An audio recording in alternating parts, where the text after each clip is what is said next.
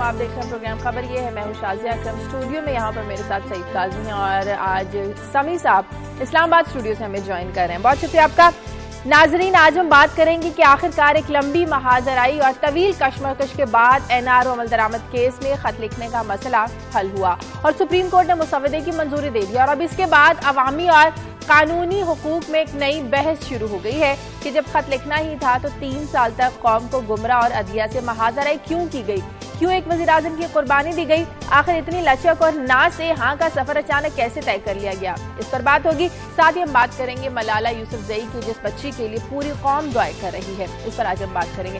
سوال آج ہمارا اسی سے جڑا ہے کہ ملالہ یوسفزئی پر حملہ کرنے والوں کی آپ کیا سمجھتے ہیں، ان کے مقاصد کیا ہو سکتے ہیں؟ اس پر اپنی رائے دیجیے، ای میل کیجیے، SMS کیجیے یا ٹیلی فون کال کے ذریعے ہمارے سوال کا جواب دیجیے۔ اس کے علاوہ اور بہت سی خبریں ابھی ہم آپ سے شیئر کرتے ہیں۔ سب سے پہلے قاضی صاحب سے لیتے ہیں۔ جی قاضی صاحب۔ شازیہ، بیرون ملک جو ہمارے ہنرمند ہیں مقیم، انہوں نے جو پیسے اس دفعہ بھیجے ہیں اس پہلے کوارٹر میں، اس فائنانشیل ایئر میں، وہ $3.5 ارب سے زائد ہیں، اور یہ وہ واحد خیر کی خبر ہے جو اکنامک محاذ پہ ہمیں ملتی ہے۔ مگر ہم نے کیا کیا، جس طرح پچھلی خبر تھی، ہم نے ان کی کالز پر 700 گنا ٹیکس لگا دیا۔ اس پہ بات کریں گے۔ اور پھر کل جو ہم نے سٹوری کی تھی پاور کی سبسڈیز جو دی جا رہی ہیں، تو تسنیم قریشی جو وزیر مملکت ہیں بجلی اور پانی کے، انہوں نے سینٹ میں بتایا ہے کہ جناب ہمارے پاس 21,000 میگا واٹ بنانے کی کیپیسٹی موجود ہے۔ یہ بالکل بات ایسی ہے کہ جیسے ہم کہیں کہ ہمارے سین میں کنواں تو ہے مگر ڈول نہیں ہے کہ ہم نکال سکیں۔ اس پہ تھوڑا کہ یہ ایک ڈول کون، اس میں سے پانی کدھر جا رہا ہے، اس پہ بات کریں گے۔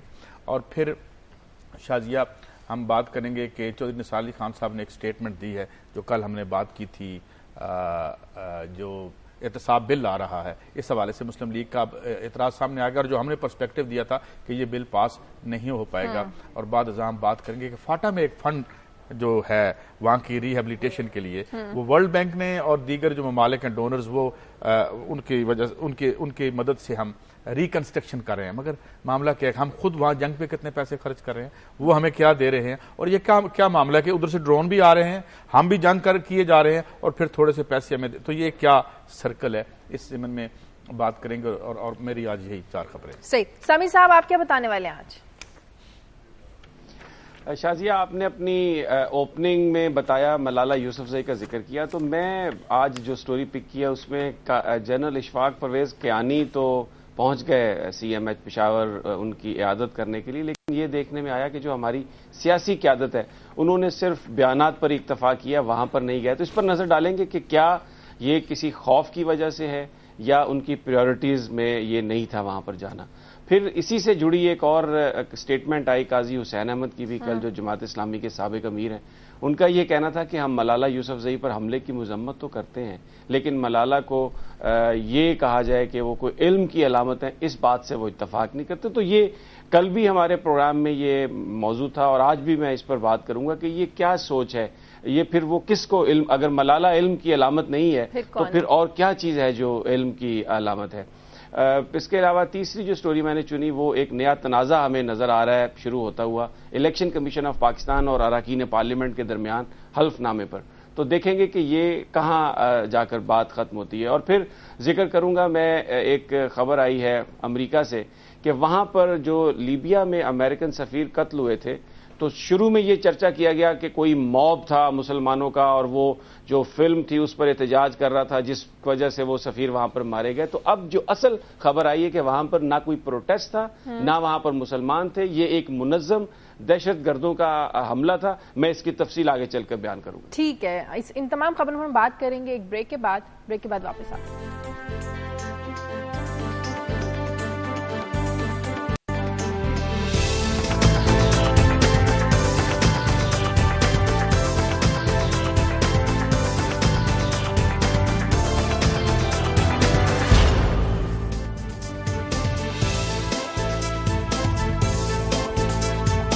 خوش آمدید ناظرین۔ پیپلز پارٹی ہمیشہ سے یہ کہتی تھی جب تک آصف علی زرداری اپنے عہدے پر فائز ہیں سوز حکام کو خط نہیں لکھا جا سکتا۔ ہم خط ضرور لکھیں گے جب صدر آصف علی زرداری اپنے عہدے پر فائز نہیں ہوں گے۔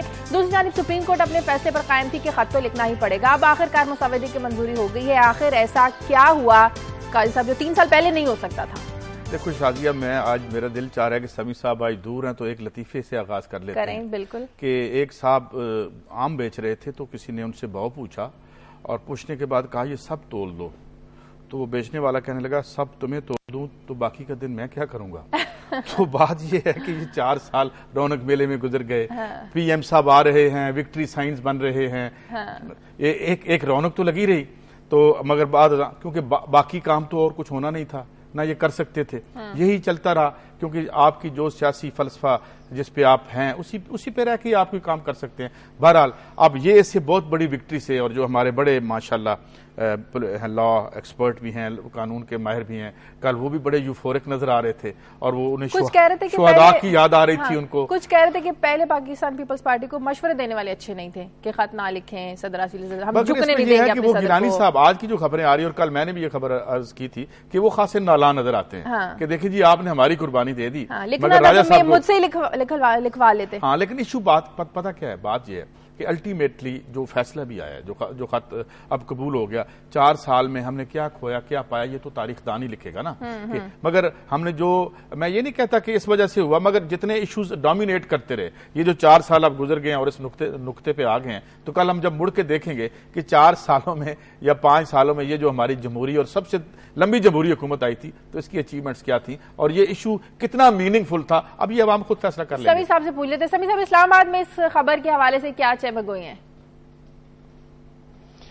دیکھیں شازیہ, اسلام آباد میں تو جو چہمگوئیاں ہیں وہ تو اب چہمگوئیاں نہیں ہیں, بات سامنے آ گئی ہے. لیکن میں یہ قاضی صاحب کی اور آپ کی گفتگو سن رہا تھا کہ یہ خط 4 سال پہلے لکھ دیا جاتا, 2 سال پہلے لکھ دیا جاتا. ایک ایشو تھا, جب بھی آپ کسی کو انالیسس کی چیز کا کرتے ہیں تو پہلے دیکھیں تو صحیح کہ یہ ایشو کیا ہے, اس میں حکومتی موقف کیا تھا. حکومتی موقف میں صرف بریفلی بیان کروں گا, سمپل سا یہ تھا کہ 248 کے تحت جو آفس آف دا پریزیڈنٹ ہے اس کو ایک استثناء حاصل ہے, لیکن سپریم کورٹ نے بڑا سخت رویہ اپنایا. انہوں نے کہا جی کہ استثناء ہم اس کو دیں گے جو کوئی آ کے مانگے گا, جس کی وجہ سے پہلے وزیر اعظم گئے. ان کے ساتھ جب بات ہو رہی تھی تو یوسف رضا گیلانی کو کسی نے یہ گنجائش دینے کی کوشش نہیں کی. اب جو خط لکھا جا رہا ہے اس میں صدارتی اثناء کے حوالے سے جو حکومت کا موقف تھا اس آفس کے متعلق, وہ کسی شخص کے متعلق نہیں ہے, اس کو مانا جس میں اس خط میں اس کا ذکر کیا گیا اس صدارتی استثناء کا. اب شاید لگتا یہ ہے کہ وہ جو ججز کے چیمبر میں مشاورت ہوئی اس میں غالباً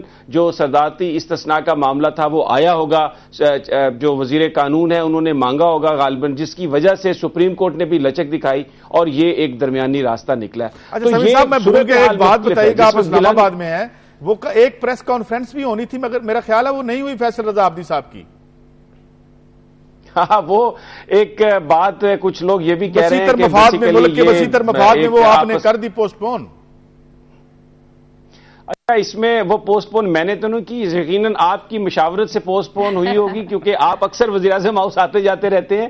اس میں ایک اور بھی ڈیولپمنٹ ہے, وہ یہ ہے کہ ریاض ملک صاحب نے بھی یہ درخواست دی ہے, بحریہ ٹاؤن والے نے, کہ جو چیف جسٹس صاحب کے صاحبزادے کے متعلق جو الزامات ہیں ان کی تحقیقات, ان کی یہ درخواست ہے کہ جب چیف جسٹس صاحب ریٹائرڈ ہو جائیں تو اس کے بعد ہو. اب اس کے پس پردہ بہت ساری باتیں ہوں گی جن کا آپ قاضی صاحب ذکر کر رہے ہیں.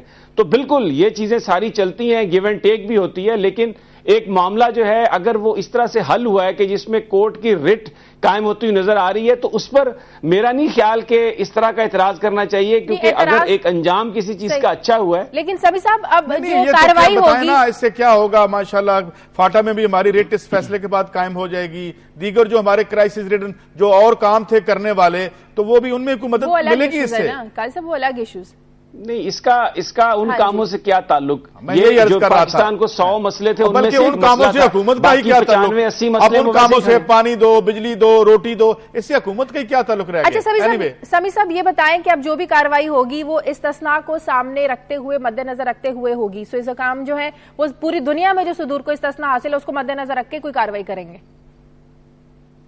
دیکھیں یہ ایک آفس آف دا پریزیڈنٹ کی بات ہے, اس میں اس شخص کی بات نہیں ہے جو وہاں پر بیٹھا ہوا ہے. صدر کوئی ہمیشہ ساری زندگی کے لیے نہیں ہوتا. اب موجودہ صدر جو ہیں ان کی بھی میعاد جو ہے عہدے کی وہ 1 سال میں ختم ہونے والی ہے. تو ایک مسئلہ یہ تھا کہ یا تو 248 جو آپ کے آئین میں موجود ہے اس کو آپ ہٹا دیں یا پھر اس کے حوالے سے کورٹ کوئی رولنگ دے دے. وہ مسئلہ اس طرح سے زیر بحث نہیں آیا. ہاں اب جو خط لکھا گیا, جو متن جائے گا, جس کا ہم جو اب تک اخباری رپورٹس ہم نے دیکھی ہیں اس میں یہی ہے کہ جو صدارتی استثناء ہے اس کا بھی ذکر کیا گیا ہے کہ صدر کو استثناء حاصل ہے اور وہ اس سے مشروط ہوگی. باقی جو آرٹیکل 17 وہ جو پیرا 178 تھا NRO ججمنٹ کا, اس پر انہوں نے امپلیمنٹ کر دیا ہے کہ جو ملک الگ قیوم کا خط تھا وہ ایسے سمجھا جائے جیسے کبھی لکھا ہی نہیں گیا. بڑا ٹھیک ہو گیا. فاروق ریچ نائک صاحب نے بھی کل قوم نے بڑا سکھ کا سانس لیا ان کے بیان کے بعد کہ صدر صاحب پہ اب کوئی مقدمہ نہیں ہو سکتا اور بڑا ایک اچیومنٹ ہوگی ماشاءاللہ, مسئلہ حل ہو گیا. ٹھیک کہہ رہے ہیں سمیع صاحب. چلیں اچھی بات ہے اگر کوئی مسئلہ اپنے انجام کو یہ بات یہ ہے کہ آفس آف دا پریزیڈنٹ پہ اس شخص پہ نہیں, زرداری صاحب پر مقدمے کھل سکتے ہیں. جب وہ صدر نہیں رہیں گے تو مقدمہ کوئی بھی حکومت ان کے خلاف کھول سکتی ہے. لیکن میں یہ بات کروں عام آدمی سے, ایک اسٹریٹ میں پوچھ رہا ہے کہ جو ہم نے میڈیا پہ اتنی ہائپ دی, ایک ایشو کو 4 سال ہم نے رکھا, at the end of the day لوگ پوچھنے کا یہ حق رکھتے ہیں نا کہ آپ پبلک منی سے جو پیسے ہم دیتے ہیں اس میں کون سے ایشوز پہ کھیل رہے ہیں, حکمرانی کیسے کر رہے ہیں, آج 2-3 سال بعد نتیجہ کیسے نکلا. تو پبلک یہ پوچھ تو سکتی ہے نا کہ حضور ہمیں کس کام میں لگائے رکھتے ہیں آپ. پبلک ہی ہر بات پوچھ سکتی ہے, پبلک ہی سب سے بڑی سٹیک ہولڈر ہے, اور پبلک یہ سوال میڈیا سے کرے گی. آپ نے بڑی خوبصورتی سے کہا یہ جو انڈیپینڈنٹ میڈیا ہے یہ تو حکومت کے کنٹرول میں نہیں ہے. اگر انڈیپینڈنٹ میڈیا نے اسے ہائپ دی تو اس کا جواب دے. پھر جو آپ جو کہہ رہے ہیں بالکل عوام پوچھے, اور حکومت بھی تو جواب دینا کہ وہ کون سے نان ایشوز پہ رہی 4-5 سال. میڈیا تو جواب دے گا, میڈیا تو دے گا. اب دیکھیں عوام بالکل عوام کو پوچھنا چاہیے, اور آپ الیکشن کا لالی پاپ نہ دیں, میرے خیال میں آگے چلتے ہیں. الیکشن میں ہوتا ہے کہ آپ الیکشن میں حقیقت ہے قائد صاحب, یہ حقیقت ہے, یہ حقیقت ہے, لالی پاپ تھوڑی ہے. سمیع صاحب یہ لالی پاپ نہیں ہے, یہ تو ایک حقیقت ہے. الیکشن تو ہونے ہی ہونے. ہاں بھائی الیکشن ڈے میں آپ ووٹ پہ ووٹ والے دن جو آپ 5 سال ضائع ہوئے ہیں وہ پرچی ڈال کے آپ نکال لیں بیچ میں سے. جی سمیع صاحب. اچھا ایک چیز جو ہے میں ضرور کہوں گا, ابھی قاضی صاحب نے بھی کل اپنے سٹوری میں ذکر کیا یوسف رضا گیلانی پر, اور بڑا انہوں نے ایک منظر کشی کی کہ یہ پارٹی بس اب وہ سب بھاگنے والے ہیں اور یہ کوئی ایسے لوگوں کی پارٹی ہے جو مفادات کے لیے اکٹھے ہو گئے تھے. بالکل ایسا ہی ہوگا, ان کی اپنی ایک سوچ ہے. لیکن میں نے کچھ لوگوں سے بات کی ہے جو یوسف رضا گیلانی کے بارے میں خبریں بھی چھپی ہیں, ہر چینلز پہ چلتی رہی کہ وہ راجہ پرویز اشرف صاحب آئے, وہ نالاں تھے, ان کو پھر وہ راجہ پرویز اشرف صاحب ایوان صدر لے گئے. تو اس میں جو یوسف رضا گیلانی صاحب کا جو بیان ہے وہ میں صرف آپ کو گوش گزار کرنا چاہتا ہوں کہ در حقیقت راجہ پرویز اشرف صاحب نے فون کیا یوسف رضا گیلانی صاحب کو کہ وہ ان سے ملنا چاہتے ہیں. جب وہ ان سے ملنے آئے تو عشائیے پر یوسف رضا گیلانی صاحب کو صدر صاحب نے مدعو کیا ہوا تھا. تو گیلانی صاحب نے راجہ پرویز اشرف صاحب سے کہا کہ آپ بھی اگر میرے ساتھ چلنا چاہتے ہیں تو چلیں. تو در حقیقت وہاں پر گیلانی صاحب راجہ پرویز اشرف صاحب کو لے کے گئے تھے کہ پرویز اشرف صاحب گیلانی صاحب کو منانے کے لیے نہیں آئے تھے. وہ منانے کے لیے اسلام آباد کلب پہنچے. میں بھی سمیع صاحب کنسیڈ کر لیتا ہوں, اسلام آباد کلب ان کو منانے کے لیے نہیں پہنچے, وہ ایوان صدر گئے. جب یوسف رضا گیلانی تو وہ عشائیہ تھا صدر صاحب کا, انہوں نے ان کو مدعو کیا ہوا تھا. نہیں جو آپ نے میری کل کی سٹوری پہ کمنٹ کیا ہے میں اس پہ کنسیڈ کر لیتا ہوں, اور میں آپ کی بات مان لیتا ہوں کہ فیصل رضا عابدی اور جناب رحمان ملک صاحب اور یہ سارے جو لوگ ہیں عظیم نظریاتی مقاصد کے لیے اکٹھے ہیں اور تا حیات رہیں گے, اور بہت انہوں نے پہلے بھی اچیو کر لیے, آئندہ بھی اچیو کر لیں گے. تو میں معذرت کر لیتا ہوں آپ سے. میں نے تو یہ کہا ہی نہیں, نہ میں نے رحمان ملک صاحب کا نام لیا, میں نے یوسف رضا گیلانی کے کانٹیکسٹ میں بات کی. میں نے یوسف رضا گیلانی کے کانٹیکسٹ میں بات کی. کل آپ نے بات یوسف رضا گیلانی کے کانٹیکسٹ میں کی تھی. بھائی وہ تو جی آج اخبارات میں بھی یہ خبریں, لیکن اخباروں میں خبریں آ رہی ہیں, انہوں نے خود بیان بھی دیا ہے. ان کا یہ بیان ریکارڈ پہ موجود ہے کہ پارلیمنٹ جو ہے اپنے اس کا تحفظ نہیں کر پائی, جو ان کے اندر ایک تھی تکلیف اس کا ایک اظہار نظر آتا تھا. اس پہ ہم نے وہ بات کی تھی. لیکن یہ بھی ایک حقیقت ہے کہ وہ ناراض ہے. ہاں تو وہ تو ایک نشاندہی کی انہوں نے صحیح کی کہ پاکستان کی پارلیمنٹ جو ہے, پاکستان کے سیاستدان جو ہیں وہ اتنے مضبوط نہیں ہے کہ وہ تمام جو اہم ملک کے امور ہیں ان پر ان کی رائے حتمی ہو. یہ آپ کو بھی پتہ ہے, پاکستان کے عوام کو بھی پتہ ہے. کچھ آگے بڑھتے ہیں ہم لوگ. ملالہ یوسفزئی کی ہم لوگوں نے بات کرنی. بڑی اچھی بات ہے, خوش خبری ہے کہ وہ ٹھیک ہونا شروع ہو گئی ہیں. ایک بڑا بے ایمانہ حملہ تھا, اور میں سمجھتا ہوں کہ اس بچی کو جو ہے بڑا جو ایک سمبل بھی بن کے ابھری, اور یہ جو کیا ہے نا. مگر میں ایک بات جو آج نقطہ اٹھانا چاہتا ہوں وہ یہ ہے کہ کبھی ہم نے سوچا ہے کہ اس کا فائدہ کس کو ہوا ہوگا. مثال کے طور پہ یہ جو ڈرون کا ایشو تھا, یہ الیکٹرل کیمپین میں جا پہنچا تھا, اور مٹ رومنی کہہ چکے تھے کہ بھئی یہ یعنی انہوں نے یہ بھی سوچ ہی رہے تھے کہ یہ اس سے ڈس ایسوشیٹ کریں, اور ایک پبلک اوپینین, اور پبلک اوپینین سے امریکی حکومت. تو اب ڈرون کو ملالہ یوسفزئی سے اس لیے جوڑے ہیں کہ اوباما اس کو جسٹیفائی کر سکیں گے. جنہوں نے یہ کیا ہے, میں ان کی خدمت میں عرض کرنا چاہتا ہوں کہ جو یہاں پہ اس جنگ کو برپا رکھنا چاہتے ہیں, جو ہاکس ہیں وہاں پہ, جو اس آرمی کی ودرال نہیں چاہتے, یہ امریکہ میں بھی تو لابیز ہے نا, 2 آپس میں انہوں نے ایک جنرل نے استعفیٰ بھی دیا تھا. تو اس سے فائدہ کس کو ہوا؟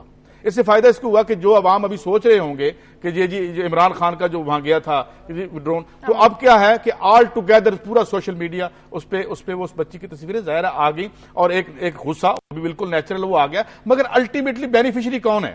کہ ٹھیک ہے جناب یہاں تو مارنا پڑے گا, یہ تو جنگ کرنی پڑے گی ہمیں. تو جب یہ پھر کس کا فائدہ کر رہے ہیں یہ مارنے والے جو بظاہر یہ کہتے ہیں کہ جی ہم امریکہ سے لڑ رہے ہیں, تو امریکہ کی تو اسے مدد ہو رہی ہے, خاص کر اس گروہ کی جو اس جنگ کو بپا رکھنا چاہتے ہیں. آپ کا مطلب ہے اوباما اسے جسٹیفائی کر سکیں گے ہم جو ڈرون حملے کر رہے ہیں اب ان پہ پریشر کم ہو جائے گا, اب ان پہ الیکشن کیمپین میں پریشر کم ہو جائے گا. جو ڈرون کا ایک بن رہا تھا, کچھ امریکی جہاں آئے تھے, کچھ بن رہا تھا, یونائٹڈ نیشن نے خاص طور پہ اعتراض کر رکھا تھا, تو ایک بات اور ایک ڈیولپمنٹ ہو رہی تھی. اس میں اب انہیں تھوڑا سا, تو آپ کہتے ہیں انڈائریکٹلی فائدہ امریکہ کو نہیں, امریکہ میں اس گروہ کو جو جنگ کا حامی ہے. اوباما کی بات کر رہے ہیں نا, جن کو ڈرون حملوں کے بارے میں مٹ رومنی نے کافی باتیں کی. سمیع صاحب, آپ اس بات سے ایگری کرتے ہیں کہ یہ فائدہ انڈائریکٹلی اوباما کو ہوا یا جنگ کو برپا رکھنے کے لیے کوششیں کی گئی ہیں؟ دیکھیں, یہ میں تو ہمیشہ سے کہتا ہوں کہ ایک مائنڈ سیٹ ہے جو پاکستان میں کچھ بھی ہو, کوئی بھی خرابی ہو, اس کا ذمہ دار امریکہ کو قرار دیتا ہے. ان کی اپنی ایک سوچ ہے. یمن کو قرار دیتے ہیں, صومالیہ کو قرار دیتے ہیں, کیا خیال آپ کا؟ میں یہ سمجھتا ہوں کہ جن لوگوں نے یہ حملہ کیا ہے وہ ایک انتہا پسندی ان کی سوچ ہے, اور وہ پاکستان میں ایک اس قسم کا انتہا پسندانہ نظام مسلط کرنا چاہتے ہیں جس میں نہ لوگوں کے کچھ حقوق ہوں, اور وہ مذہب کے نام پر مکمل طور پر اپنی اجارہ داری قائم کرنا چاہتے ہیں. یہ ہم نے افغانستان میں دیکھا, جب طالبان کی حکومت آئی وہاں پر عام آدمی کے کیا رائٹس تھے, وہاں پر عورتوں کے ساتھ کیا سلوک کیا جاتا تھا. تو وہی ایک سوچ ہے جو بنیادی طور پر وہ پاکستان میں لانا چاہتے ہیں. تو اس میں پتہ نہیں امریکہ کا قاضی صاحب کو پتا ہوگا کہ یہ پینٹاگان کی افیشل پوزیشن یہی ہے جو آپ کہہ رہے ہیں. یہ جو یہاں پہ جنگ برپا رکھنا چاہتے ہیں, جو جہاں سے مال بنا رہے ہیں $2 بلین ویک, ان کی یہی پوزیشن ہے کہ یہی مائنڈ سیٹ ہے, اسلحہ بنے, ٹھیکے ملتے رہیں, مال بنتا رہے. ادھر عوام غریب جو امریکی ہیں ان کے بچے جو فوج میں ہیں وہ 2000 مر گئے ہیں, 16,000 مائم ہو گئے ہیں. یہاں پہ 50,000 ہمارے عام لوگ مر گئے ہیں, 5,000 ہمارے فوجی شہید ہو گئے ہیں. تو یہ سلسلہ چلتا رہے. تو یہ ایک واقعی ایک رائے ہے امریکہ میں ایک سیکشن کی جو آپ کہہ رہے ہیں. مجھے کال لینی ہے راولپنڈی سے, شازیہ ہیں. اچھا, اب میں آتا ہوں, میں کیونکہ آپ جی ہیلو جی پلیز. ہاں, یہ ملالہ کا ہوا, یہ ہماری بچی تھی نا, اس کے اوپر جس نے بھی کیا بہت وحشی ہیں, بہت درند ہے. لیکن جو بریون ڈیوس کا ہوا تھا, ٹیری جونز نے جب قرآن جلا دیا تھا, گستاخی رسول صلی اللہ علیہ وسلم ہوئی تھی, آتیہ کا وہ آیا تھا, تو یہ میڈیا کہاں تھا, یہ سیاستدان کہاں تھے؟ معاشرے کے تو بار سے پھوس ہوا نکل گئی. وہ تو کراچی آ کے ہی نہیں دیتا, کیا کوئٹہ میں مرنے والے انسان نہیں. آرمی چیف نے بہت اچھا بیان دیا, لیکن کیا جو ڈرون سے مرے تھے ان کے خلاف بولتے ہوئے ان کی زبان گنگ ہو گئی تھی.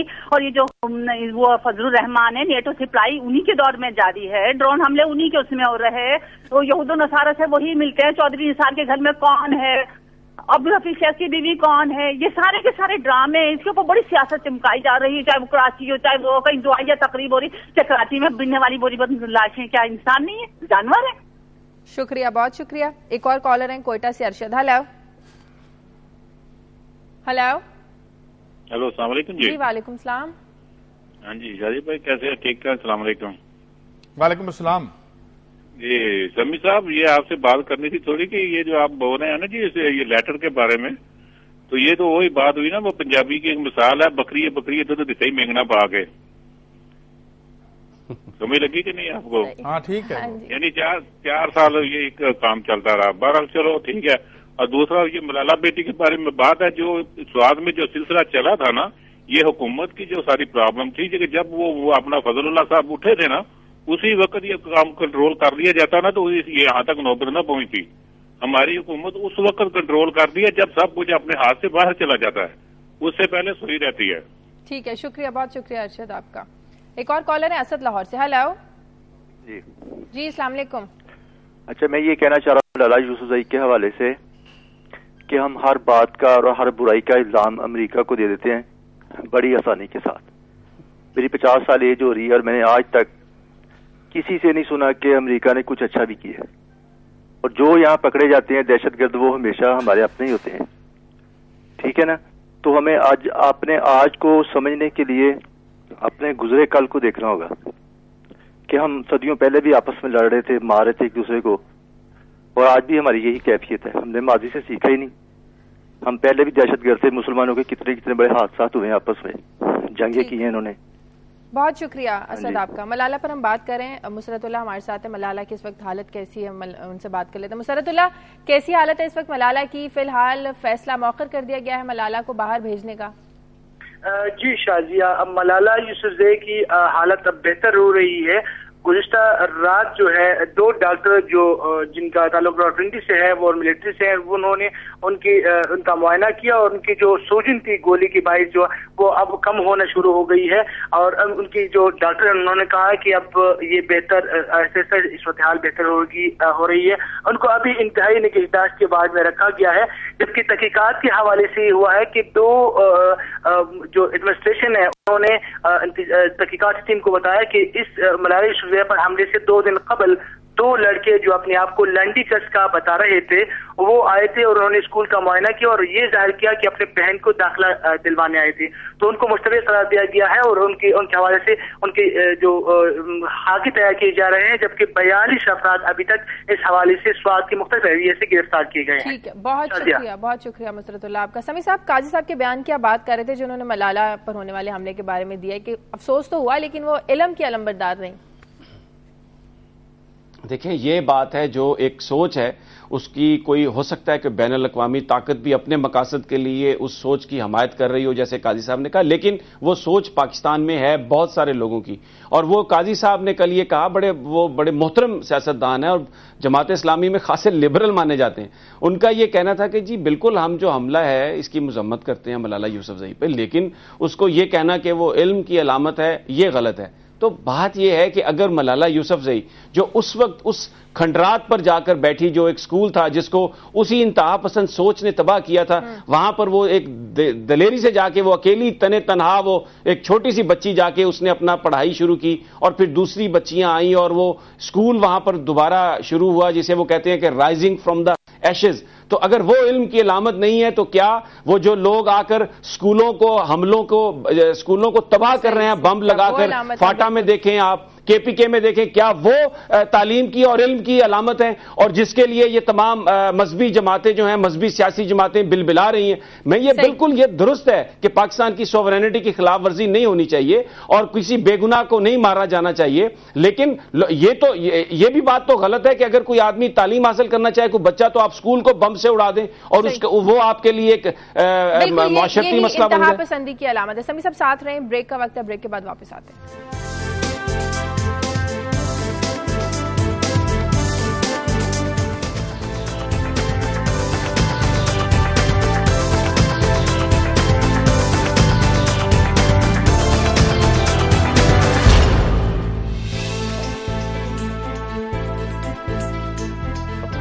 بریک کے بعد خوش آمدید۔ سمیع صاحب، ہم بات کر رہے تھے ملالہ کی، آپ کی خبر میں بھی یہ شامل تھا کہ ملالہ یوسفزئی کی خبر لینے آرمی چیف تو گئے لیکن کوئی سیاستدان نہیں گیا اس کی خبر لینے۔ دیکھیں، جو میں نے دیکھا اس میں یہ تھا کہ آرمی چیف حالانکہ رشیا سے آئے تھے، پھر وہ ملتان میں انہوں نے ایک دورہ کیا کور کا، لیکن جیسے ہی ملالہ سی ایم ایچ میں پہنچی تو وہ اپنی یقیناً ان کی بڑی مصروفیت ہوں گی، لیکن وہ سی ایم ایچ گئے، ان کی فیملی سے ملاقات کی، بہت اچھا جیسچر دیا اور دینا بھی یہی چاہیے تھا جو انہوں نے کیا، جو ایک پاک افواج کے کمانڈر کو جو کرنا چاہیے تھا وہ انہوں نے کیا۔ لیکن میں دیکھ رہا تھا جو پاکستان کی سیاسی قیادت ہے، چاہے اپوزیشن ہے چاہے گورنمنٹ ہے، ٹاپ لیول کی اخبار، وہ ان کو بیانات آ رہے ہیں، ٹیلی فون پر فیملی سے بات کر رہے ہیں، لیکن وہاں پر کوئی نہیں گیا۔ میں یہ سوچ رہا تھا کہ غالباً اس کی ایک وجہ یہ ہوگی کہ شاید وہ آگے الیکشن آنے والا ہے اور وہ جو ایک انتہا پسند سوچ ہے اس کے بھی ووٹس چاہیے الیکشن جیتنے کے لیے۔ ظاہر ہے جب الیکشن ہوتا ہے تو پھر تو ہر طرح کے آپ کو ووٹس لینے چاہیے۔ یہ ایک بڑا افسوسناک تھا۔ میرا خیال ہے کہ میری یہ رائے ہے کہ جو سیاسی قیادت تھی اس کو بھی بالکل اس میں پہل کرنی چاہیے تھی اور جنرل اشفاق پرویز کیانی صاحب سے پہلے وہاں پر پہنچنا چاہیے تھا اور یہ میسج دینا چاہیے تھا پوری دنیا کو، اور اس جو سوچ ہے جو ایک مذہب کے نام پر ایک جنونیت پورے اس ملک میں مسلط کرنا چاہتی ہے، یہ ان کو یہ ایک میسج دینا چاہیے تھا کہ ہم یہ ایسا کوئی نظام یہاں پر نافذ نہیں ہونے دیں گے، پاکستان کوئی بزدل قوم نہیں ہے اور ہم بالکل اس سوچ کا مقابلہ کریں گے اور لڑیں گے اس سے۔ چلیں، ان تمام باتوں سے سب سے زیادہ اہم بات تو یہ ہے کہ ملالہ، اللہ تعالیٰ ملالہ کو زندگی دے اور ملالہ کی صحت جو ہے وہ واپس آئے، اس طرح سے صحت یاب ہو جائے وہ۔ ایک کالر ہے اسلام آباد سے، سعدیہ۔ ہیلو، السلام علیکم۔ السلام علیکم جی، میں سعدیہ سے بات کر رہی ہوں اسلام آباد سے، ایم آلسو جرنلسٹ۔ لیکن ملالہ علیہ کا مجھے بہت افسوس ہے، میری فیملی کو بھی افسوس ہے اور ہم اس کے لیے دعا گو ہیں کہ وہ جلدی سے صحت یاب ہو جائیں۔ اس کے علاوہ مجھے یہ کہنا ہے کہ ملالہ علیہ پر حملہ کرنے والوں کو کتنے ڈالر دیے گئے، کیا وہ ریئلی طالبان تھے یا ان کو طالبان شو کیا گیا؟ اس کے علاوہ کیا امریکہ کا اس کے پیچھے کیا مقاصد تھے اور کیا امریکہ واقعی یہ سوچ رہا ہے اور منصوبہ بنا کے بیٹھا ہوا ہے کہ کیا وہ وزیرستان پر اٹیک کرے گا اس چھوٹے سے منصوبے کے بعد. Thank you. شکریہ. اس پر بات کرتے ہیں. سعودی عرب سے ایک اور کالر لیتے ہیں. عبدالرحمان ہے ہمارے ساتھ. ہیلو مجھے لگتا ہے کال ڈراپ ہو گیا. سعدیہ نے وہی سوال کیا جو آپ نے بات کی کہ اس کے پیچھے میں اتنا الیبوریٹ تو conspiracy I can't be given to that conspiracy theory کیونکہ باتیں تو ہمارے سامنے نہیں ہو رہی. میں صرف یہ کہتا ہوں کہ جب کوئی قتل ہوتا ہے, جیسے ہم آف دی اسکرین بات کر رہے تھے, تو جب قتل ہوتا ہے تو ہم کہتے ہیں جی کہ اس کا محرک کیا تھا. اچھا اس کو بھی چھوڑ دیں آپ, یا اس کا بینیفیشری کون تھا. تو میں یہ کہہ رہا ہوں کہ ٹھیک ہے اگر وہ ایک جنگ لڑ رہے ہیں اپنے تئیں جو طالبان لڑ رہے ہیں, لیکن یہ تو دیکھنا ہے کہ اس میں سے جو آپ کوئی بھی ایونٹ جو ہے نا, they follows a chain of event, جس طرح یہ سعدیہ کہہ رہی تھی, اس کے بعد ایونٹس چلتے ہیں. تو ہمارا کیا مفاد ہے, میرا, آپ کا, ہمارے بچوں کا, سمی صاحب کا, ساری قوم کا, وہ یہ کہ یہ ایک پورا امن ملک ہو, اس میں سے یہ جنگ اور دہشت گردی ختم ہو, اس میں سے ملیٹنسی ختم ہو, اور ملیٹنسی کو جو ہوا دینے والی چیزیں ہیں انہیں ہم چوک کریں تاکہ یہ وہی ملک بن سکے جو 70s میں تھا, 60s میں تھا. جو تصویریں سمی صاحب کو میں اگلے دن دکھا رہا تھا ایک بلاگ میں کہ 70 کا یہی پاکستان تھا.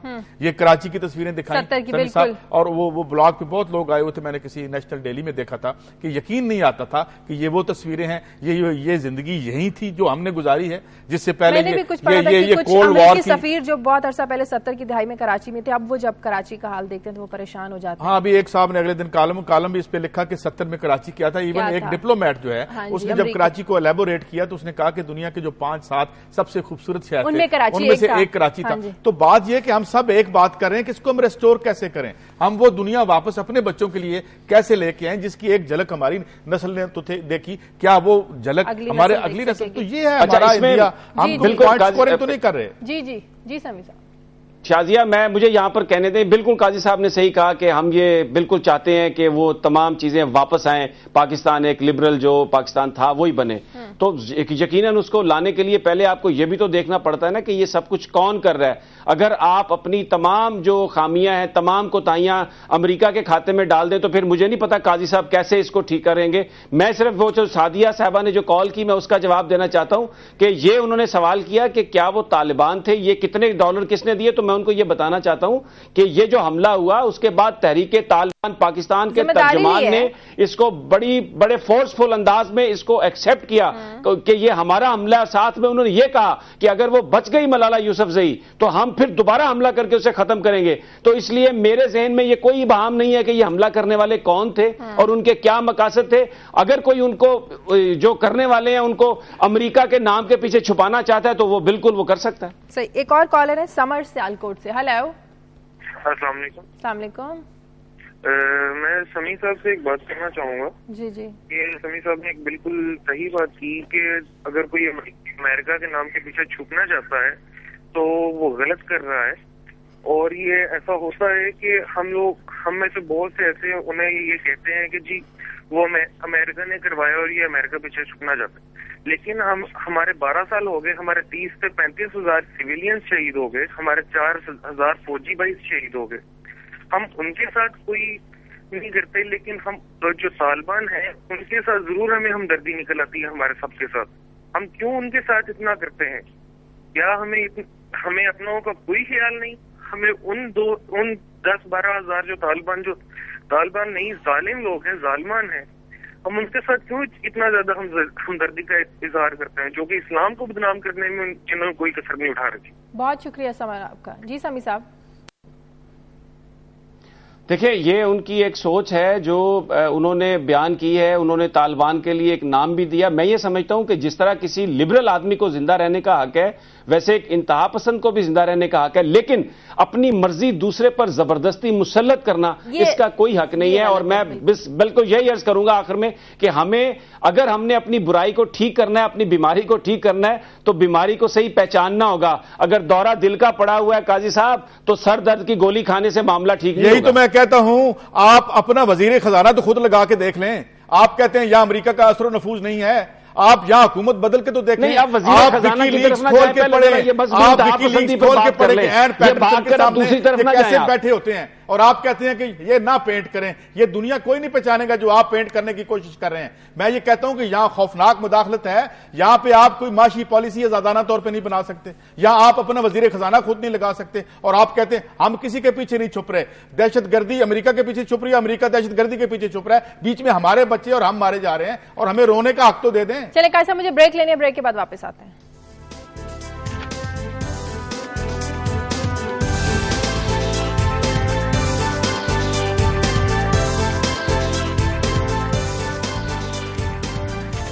بریک کے بعد خوش آمدید. قاضی صاحب بڑی ایک انٹرسٹنگ سٹوری بتا رہے ہیں کہ بجلی بچانے کے لیے ایک سجیشن دیا گیا ہے کہ بیوروکریٹس کا ڈریس کوڈ چینج کیا جائے تو بجلی بچ سکتی ہے. سمجھ نہیں آئی کیسے؟ وہ میں ابھی صبح خبر دیکھ رہا تھا, نرگس سیٹھی صاحبہ جو ہیں انہوں نے یہ ہے کہ جناب شرٹ پہنے, پینٹ پہنے اور پتہ نہیں کیا کیا.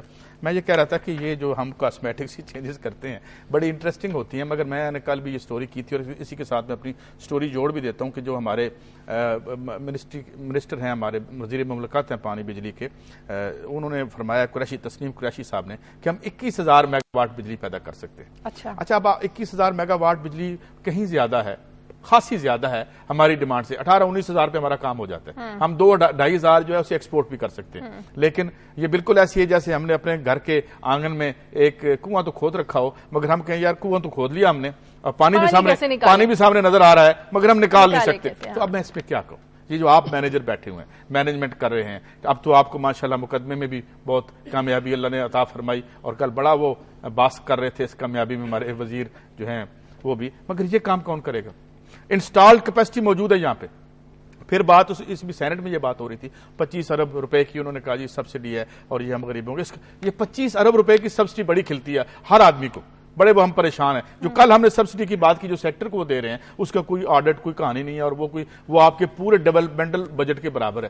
تو بات میں نے یہ سٹوری اس لیے اٹھائی کہ یہ ایک بجلی کا جو واحد کرائسس ہے, آپ کی ٹیکسٹائل کی ایکسپورٹ جو گر رہی ہے, آپ کی فیکٹریاں جو بند ہو رہی ہیں, آپ کی فیکٹریاں یہاں سے شفٹ کر رہی ہیں کوئی, اور اب ایک اور خطرہ بھی ہے. جب سے اجازت دے دی ہے انڈیا نے کہ جی آپ انویسٹمنٹ یہاں لے کے آئیں, تو سیریسلی یہاں کا سرمایہ دار یہ سوچ رہا ہے کہ ایک تو لا اینڈ آرڈر نہیں ہے یہاں پہ, دوسرا یہاں پہ بجلی نہیں ہے, تو ہم ادھر چلے جاتے ہیں. تو یہ جو ہمارے الیکٹڈ نمائندے ہیں ہمیں مبارکباد دیتے ہیں ان کو, بھائی کامیابی جو کہہ رہے ہیں ہوئی مقدمے میں, بھائی یہ تو کام کرو بیکاز اٹس ویری وائٹل ہماری پوری نیشن کے لیے, ہماری انڈسٹری کے لیے. اور اس ایون یہ جو ملیٹنسی ہے, اس ملیٹنسی کو ختم کرنے کے لیے آپ کو روزگار چاہیے, نوجوانوں کو, یوتھ کو روزگار دیں, اسکول بنائیں, کالجز بنائیں. تو یہ میرے خیال میں نے خاص طور پر سبھی صاحب آپ کی خبر کی طرف آتے ہیں, اراکین پارلیمنٹ اور الیکشن کمیشن. اچھا نہیں شازیہ, ایسا ایک سیکنڈ رکیے, آپ میری خبر پر پہلے مت جائیے. میں یہ جو قاضی صاحب نے ڈریس کوڈ کی خبر دی ہے نا, میں اس پر بات کرنا چاہتا ہوں. بھائی ایسا ڈریس کوڈ واقعی جو بجلی کی کمی ہے, لوڈ شیڈنگ ہے, یا جو لاسز ہیں اس کو ختم کر سکتا ہے, جس میں اس کے ڈریس میں جیبیں نہ رکھی جائیں تاکہ بیوروکریٹس اپنی جیبیں نہ بھر سکیں. اگر ایسا ہو تو جیبوں والا ڈریس کوڈ ہے, اگر ایسا ہوا تو پھر تو وہ ٹھیک ہے سوچ ان کی. دیکھیں سمی صاحب, اگر پانی سے کار چل سکتی ہے, اگر ہم پانی سے کار چلا سکتے ہیں, آپ کے میڈیا پہ جو ہے نیشنل ہک اپ پہ بیٹھے رہے وہ صاحب, کیا نام تھا, وقار صاحب, تو یہ بھی تو ہو سکتا ہے. کیوں آپ اس کے اتنا جو ہے اس سے مایوس ہیں؟ نہیں, میں نے تو صرف یہ عرض کیا کہ بس اگر اس میں جیبیں نہ ہوں اس ڈریس کوڈ میں, ان تمام شرٹوں میں, کوٹس میں, پینٹس میں, تو شاید معاملہ ٹھیک ہو جائے گا. اب میں آتا ہوں اپنی اس خبر پر. جی میں وہ ایک نیا تنازع, ابھی تو قاضی صاحب بڑے وہ خفا ہو جاتے ہیں, پھر وہ کہتے ہیں 3 سال گزر گئے, 4 سال گزر گئے.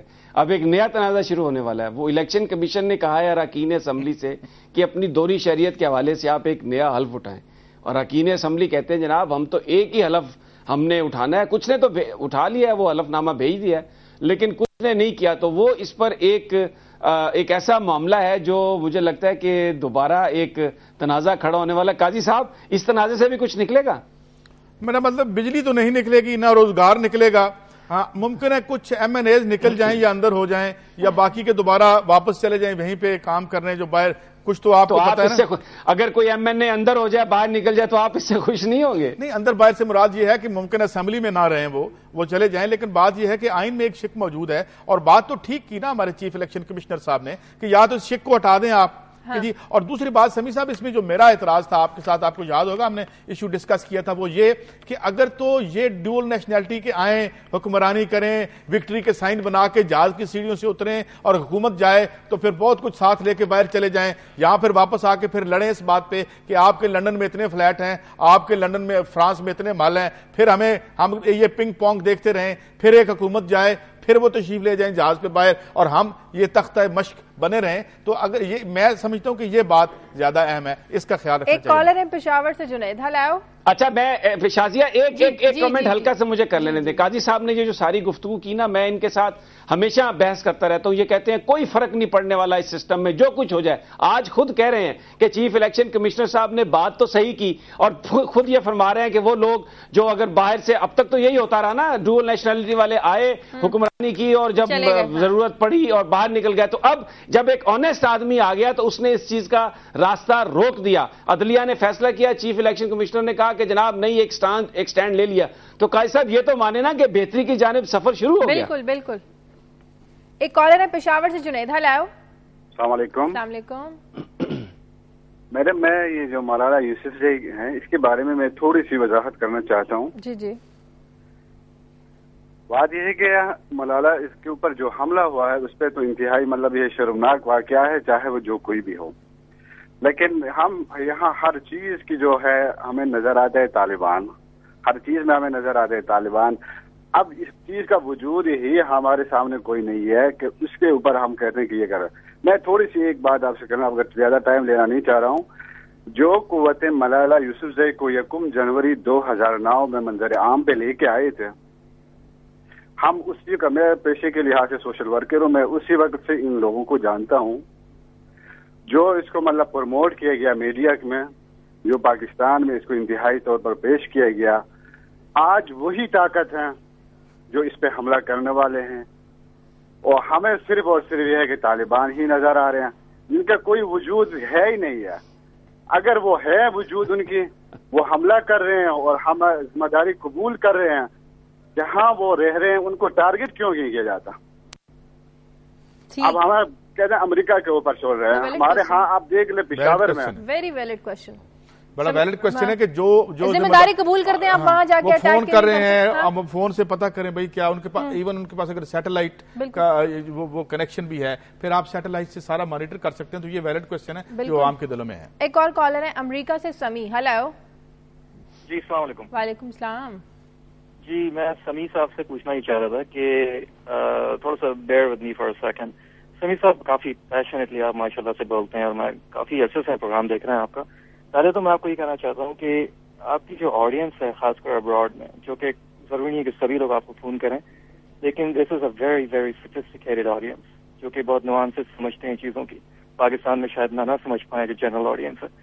پہلے تو آپ مجھے بتائیے کہ آپ کے خیال میں یہ لوگ جو طالبان ہیں، یہ جو مطلب جو بھی انسان ہے، حیوان ہے، جو بھی، آپ کے خیال میں کوئی جینیٹک کوڈ میں پرابلم ہے ان کے، یہ پیدا اس طرح سے ہوئے تھے؟ ٹھیک ہے، شکریہ. جی سمیع بڑا آپ نے بڑا شازیہ اگر مجھے اجازت دیں، یہ انہوں نے جو سوال کیا ہے یہ نہایت اہم سوال ہے.